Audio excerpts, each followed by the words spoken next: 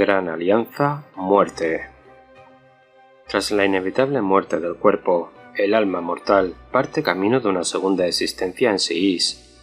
El reino de la muerte está tan saturado de magia nigromántica que los espíritus de los ancestros se reencuentran con sus descendientes y los muertos recientes emergen de sus tumbas en tromba. Pero para todos ellos es Nagash, el gran nigromante, quien goza de su obediencia eterna. El dios de la muerte no descansará hasta que cada reino le pertenezca, y sus siervos no se detendrán ante nada para conseguirlo. De las antiguas ciudadelas y castillos en ruinas emergen manadas de noctánimas espectrales, señores de la guerra vampíricos, acompañados de falanges de cadáveres reanimados y eficaces formaciones de osiarcas cosechahuesos. Cada hueste suscita una nueva oleada de terror en los ejércitos de los vivos, ya sea porque los matan, los devoran o los despedazan para arrancarles la carne y los huesos. Desde los esqueletos andantes más humildes hasta los temidos generales mortarcas, los servidores de Nagash regresan del más allá para ejecutar la voluntad de su señor. A pesar del puño de hierro con el que Nagash controla las fuerzas de los muertos, en sus reinos aún hay elementos impredecibles. El loco del mortarca Usoran y sus fuerzas caníbales son uno de ellos. En teoría están bajo la influencia del gran nigromante, pero muy a menudo se embarcan en sus propias aventuras. Las ciudades y pueblos que infectan se degradan rápidamente, atrapadas en las garras de una alucinación colectiva. Aún así, cualquier venganza que pueda infligirse contra los demás dioses y sus seguidores es bien recibida, pues para Nagash, las almas de los forjados en la tormenta, los aelfos e incluso los guerreros de los poderes ruinosos son almas que le han robado. A medida que los reinos se sumen en el caos, con las batallas arreciando y los mortales muriendo más rápido que nunca, el gran nigromante está reconstruyendo su poder de nuevo. A pesar de que su alma esté atrapada en el nadir de Seís, tras una devastadora batalla contra Teclis, su resurrección podría ser inminente.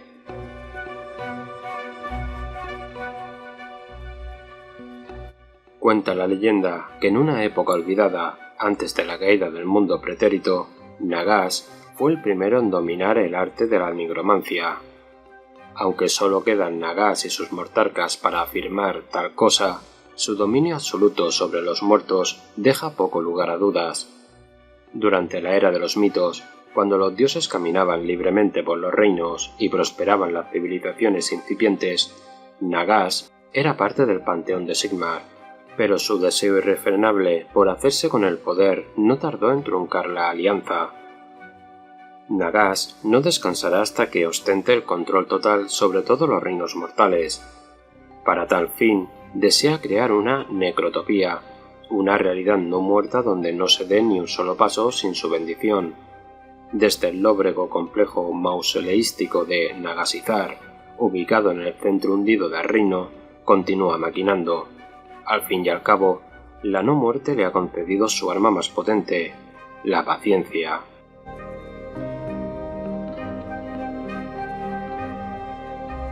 Los osiarcas cosechahuesos, cadavéricas tropas de choque de Nagash, marchan sobre ejércitos, poblaciones y ciudades.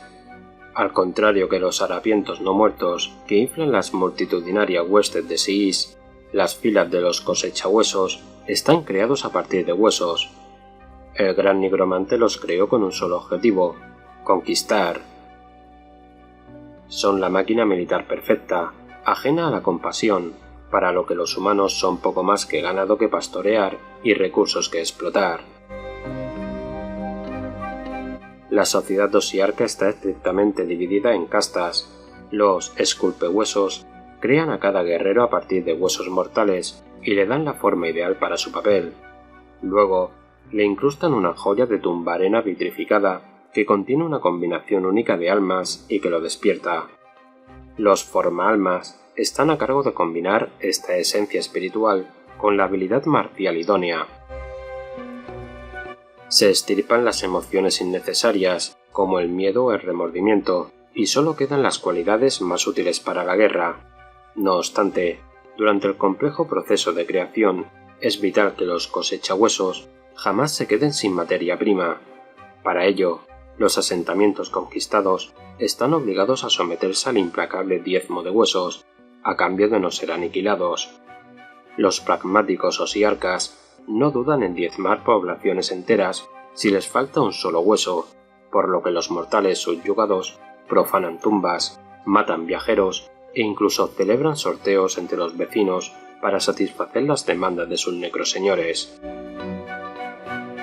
A la cabeza de los osiarcas está Orfeón Catacros, mortarca de la necrópolis y probablemente el mejor militar de la historia, ahora inmortal. En las leyendas es conocido como el Invicto, pues cada encarnación es mejor que la anterior, e incluso Nagas respeta, a regañadientes, su proeza militar. Ni siquiera Sigmar pudo destruirlo, aunque Catacros no perdona al dios rey que hiciera añicos su forma física y lo encarcelara.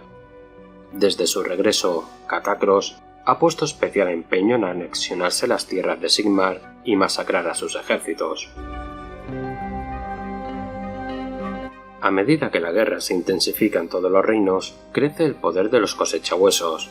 La hora de la ruina ha causado incontables bajas entre los Skaven, cuyos muertos pasan a engrosar los rangos de Catacros y le permiten redoblar su esfuerzo militar. Sin embargo, 1000 cadáveres rátidos traen 1000 maldiciones nacidas de las energías ruinosas. Las ciudadelas construidas con sus huesos pulverizados han empezado a pelarse, dejando al descubierto una médula negra que se retuerce y convulsiona, y ha habido que retirar a muchos guerreros recién creados debido a su irascibilidad.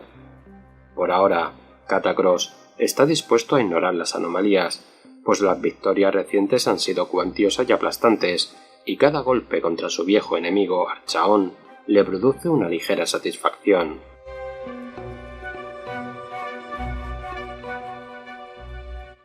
Al este de las tierras interiores de Siis está Osia, la tierra natal de Catacros y el corazón inmóvil e impávido del imperio osiarca. Desde aquí, las legiones cosechahuesos lanzan sus conquistas. Sus rutas no están condicionadas por la facilidad para recorrerlas o los recursos, sino por las líneas ley geománticas que entrecruzan los reinos. Incluso aunque tengan que atravesar picos montañosos donde azota la ventisca o lechos marinos en total oscuridad, las fuerzas osiarcas así lo harán, pues no conocen la incomodidad y no necesitan descansar. Desde el regreso de Catacros a sus bastiones, han expandido su imperio por la mitad de las tierras interiores, penetrando los dominios gurianos e incluso 8 partes, y han fortificado el extremo más lejano de la puerta final de Gotizar, con la enorme fortaleza ósea de Ars Terminus. Pero Catacros se enfrenta al mismo dilema de conquistar al que se ha enfrentado Sigmar. Cuantas más tierras posees, más difícil es defenderlas de tus enemigos.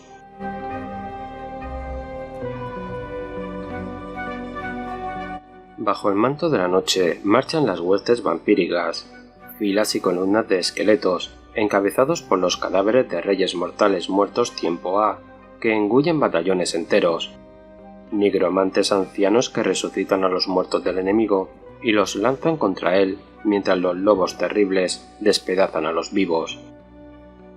A la cabeza de este torbellino de violencia están los señores vampiros, perturbadores y majestuosos, capaces de derribar a oponentes de tamaño mucho mayor y beberles la sangre.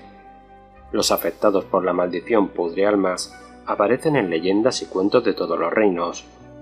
Algunos los mencionan para admirar su resplandor y sus cálices, llenos de un líquido demasiado espeso como para ser vino. Otros los retratan como bestias salvajes que harían lo que fuera para consumir un pedazo de vida mortal. Lo único en lo que todos coinciden es su fuerza sobrehumana, su longevidad y su sed insaciable. La mayoría de los vampiros creen con convicción que han alcanzado un plano superior de existencia y que su maldición es un precio nimio a cambio de la inmortalidad. Cada uno aplaca su sed como más le gusta. Muchos desangran a cantidades ingentes de sirvientes mortales durante banquetes, mientras que otros solo se alimentan de la sangre de oponentes dignos y monstruos feroces. Dado que la Orden de Azir tiene como misión cazar vampiros, aquellos que aún poseen cierta cautela se convierten en maestros de la ocultación, Ha habido casos de ciudades enteras que han estado bajo el dominio secreto de un vampiro durante décadas, hasta que su astuto señor se ha bebido la sangre del último mortal, y entonces ha resucitado los esqueletos de todos los muertos para formar su ejército. Al contrario que el resto de las fuerzas de Nagas, los vampiros son a menudo pasionales, volubles y egoístas. Cada corte tiene sus propias costumbres e interpretaciones únicas de la maldición pudrialmas. La sangre de los seres vivos le motiva y a menudo libran guerras empujados por sus caprichos y emociones. De todos los sirvientes de los no muertos, los vampiros son quienes más saldrían perdiendo de hacerse realidad la necrotopía, pero como sus orígenes se deben a la magia de Nagas, están vinculados a él. El ritual de un vampiro para convertir a sus siervos es un secreto celosamente guardado, aunque el acto se suele conocer como beso de sangre. Se dice que la primera recipiente de la maldición pudrialmas fue Neferata, mortarca de la sangre. En la época del mundo pretérito, creó un elixir vital en busca de la inmortalidad mediante los libros de hechizos de Nagas. A lo largo de los milenios, su maldición se ha propagado de manera irreversible por los reinos. Muchas otras grandes casas y dinastías vampíricas han aparecido desde entonces, cada una con habilidades fantásticas y únicas, y la gran mayoría están enfrentadas entre sí. El estatus de un señor vampiro suele verse condicionado por su linaje. La Legión de la Noche, engendrada por el mortarca Manfred von Karstein, goza del mismo estatus que la de Neferata, por mucho que a ésta le contraríe. Los linajes menores jamás se atreverían a disputar la supremacía de los dos mortarcas, aunque los bestiales Virkos, los belicistas Castellai y los mutantes Avengori poseen todas sus propias y extensas esferas de influencia. La Hora de la Ruina ha traído consigo un nuevo problema para la pureza de los linajes. Como los Skaven han conquistado sus territorios de caza, hay vampiros que han desarrollado características rátidas después de darse atracones de sangre murina. Algunos, como Kritza de los maldecidos Ulfkar, exhiben mutaciones propias de los Skaven, como colas vestigiales y un aspecto enjuto con el abdomen distendido. Los afectados se han convertido en parias sociales y algunos incluso han sido asesinados por sus congéneres debido a la repulsión que despiertan. La única manera de revertir la corrupción es desangrar el cuerpo por completo y reemplazar toda la sangre, lo cual se dice que es tan doloroso que solo lo intentan los más desesperados. Pero no todos los vampiros desean continuar su linaje. Hay algunos solitarios, y entre ellos el más famoso es Kado Ezechiar, el Rey Vacío. Este monarca caído en desgracia perdió su reino ante las fuerzas de Tzench y solo aceptó la maldición pudrialmas para sobrevivir. Ahora merodea por los reinos en busca de la hechicera que causó la espantosa caída de sus gentes.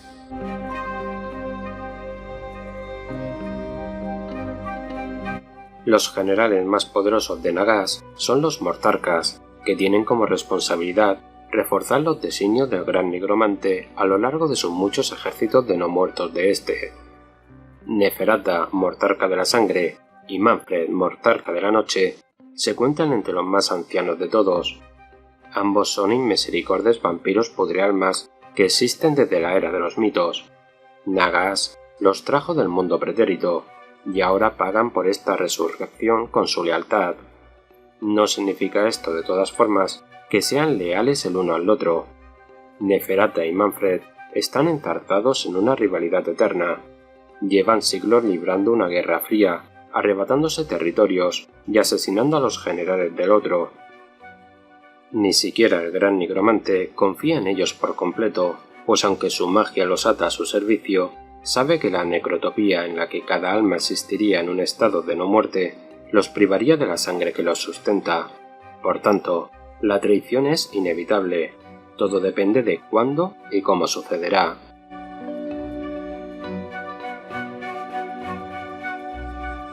Cuando Nagas conquistó el Reino de la Muerte, se incorporaron a sus filas un número incontable de espíritus. Desde entonces, cada alma enviada a Siis las engrosa. Los Noctánimas fueron ladrones, asesinos y pecadores en vida, o simplemente se granjearon la antipatía de Nagas antes de morir, y por ello han recibido sentencias que exceden en mucho la gravedad de sus crímenes. Su individualidad ha sido reemplazada por una malicia amarga, tan abrumadora que los sume en el llanto y la desesperación constante. Suelen viajar en procesiones fúnebres, atravesando campos de batalla en columnas resplandecientes que se mueven día y noche hasta llegar a su infausto enemigo. Muchos llevan las marcas de las transgresiones cometidas en vida, desde grilletes carcelarios hasta navajas oxidadas. Para matarlos es necesario una convicción inquebrantable, pues de modo contrario, el arma usada simplemente los atraviesa, pero reunirla es harto difícil, ya que su mera presencia basta para paralizar incluso a los guerreros más veteranos. Cada procesión noctánima está encabezada por los espectros más poderosos. A pesar de su influencia, si contrarían a Nagas, no pueden escapar de su castigo. Estas almas en pena son las ejecutoras de la justicia retorcida y cruel que se les infligió. El odio y el rencor que las posee es tan ponzoñoso que aniquilan con gusto a todo cuanto se interpone en su camino y torturan a sus víctimas antes de incorporarlas a sus filas. Las legiones de noctánimas aumentaron tras el necroseísmo. A medida que la magia de Seís imbuía a los demás reinos, escaparon de sus tumbas oleadas de espectros torturados que se lanzaron a aterrorizar a sus descendientes. Esto permitió a Nagas expandir su influencia y disponer los cimientos de su necrotopía a escala inusitada. Desde entonces, los noctánimas son una presencia habitual en los campos de batalla, tan espantosa que lleva a los guerreros a suicidarse solo para acabar engrosando las filas de los no muertos. Durante la hora de la ruina, los noctánimas han disfrutado de una abundancia de dolor de la que alimentarse. El ascenso de los Skaven ha puesto en jaque incluso a las ciudades más importantes de Sigmar. Miles de almas mortales han viajado hasta el inframundo tras conocer su fin a manos de puñales y garras infectos. Nagas ha aprovechado el odio visceral que las ánimas asesinadas sienten por los Skaven y ha producido poderosos espectros con un único deseo: derrotar al caos. Mientras el gran nigromante reúne fuerzas en Nagasizar, los noctánimas alcanzan nuevas cotas de violencia día tras día. No obstante, el resurgimiento de la muerte tiene un coste. Los territorios plagados de Skaven a menudo están demasiado corrompidos como para que los atraviesen los noctánimas, y cada vez hay más incursiones de daemonios en las tierras de Nagas. Aunque el gran nigromante ha reforzado sus ejércitos, se arriesga a perder territorios que creía inexpugnables.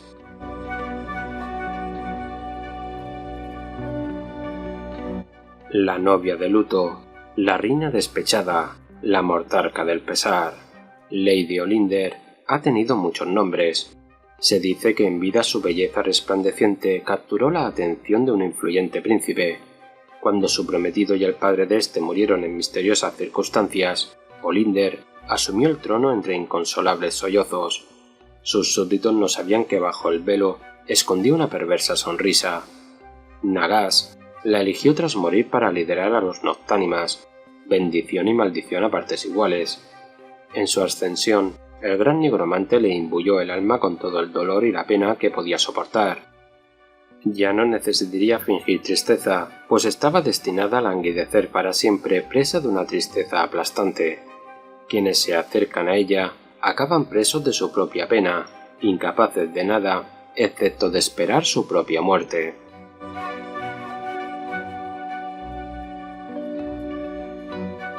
En los rincones ocultos de los reinos se alzan unas extrañas cortes. Por las murallas corren ríos de sangre, en las torres ondean estandartes con parches de piel, y en su interior se celebran banquetes de carne podrida. Entre las penumbras merodean siluetas encorvadas de cuyas fauces cuelgan cadáveres humeantes.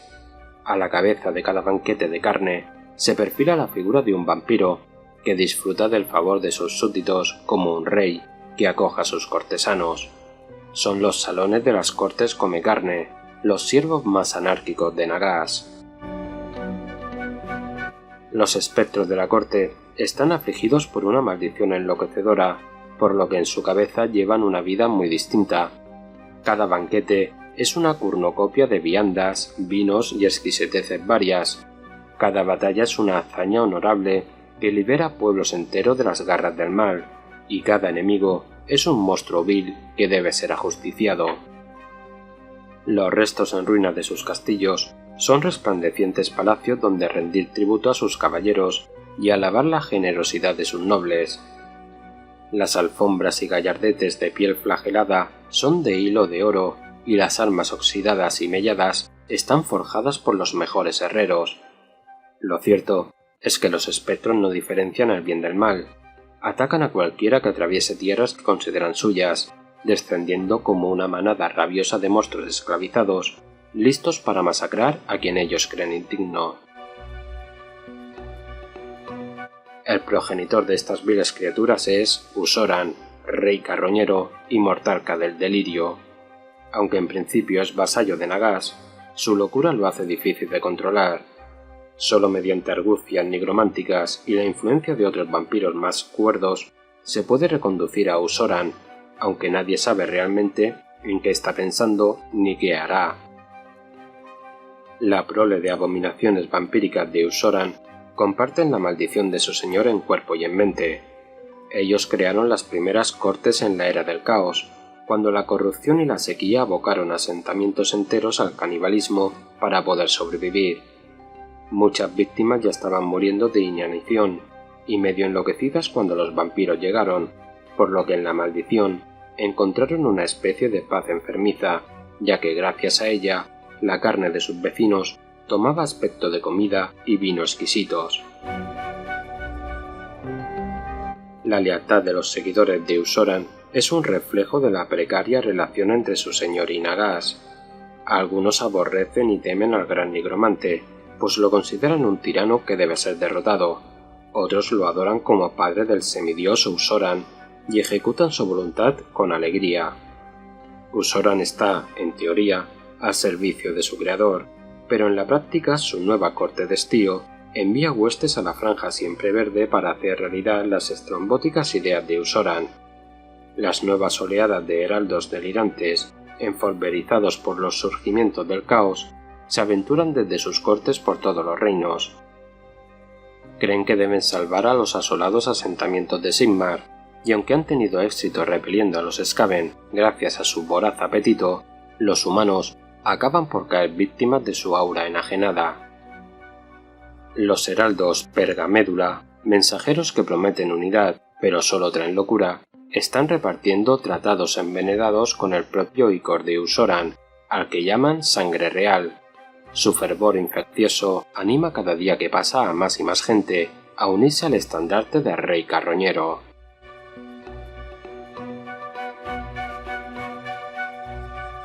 Mucho antes de que Usoran quedara atrapado en sus delirios monstruosos, era uno de los primeros mortarcas de Nagás. De él se cuenta que era tan benévolo que lo reverenciaban incluso las gentes a quien conquistaba. Pocos saben qué hizo Usoran para despertar la furia de Nagás, pero fuera como fuese, el gran nigromante le arrebató la libertad y lo encarceló en la morjaula, donde su cordura se fue erosionando poco a poco. Pasó siglos confinado, con los susurros de sus torturadores espectrales como única compañía, hasta que quedó libre por casualidad tras el vengativo ataque de Sigmar contra Siis. Con una identidad fragmentada, Usoran huyó a Girán para volver a celebrar su corte, pero en esta nueva etapa de su reino, sus súbditos son monstruos. Recientemente, la Orden de Azir ha descubierto nidos de espectros babeantes en el corazón de las mayores ciudades libres de Sigmar. Allí se han encontrado ánforas llenas de la materia vital de Usoran, aunque se cree que aún quedan muchas ampollas en circulación. No se sabe del todo si el ardid para extender la locura del rey carroñero a nivel industrial fue idea de Nagás o una astucia ideada por Usoran en un momento de lucidez, pero si esto último es verdad y el rey carroñero ha puesto en marcha un plan, la amenaza que suponen sus horrorosas criaturas podría llegar a ser mucho peor de lo que cualquier gran cónclave podría haber vaticinado.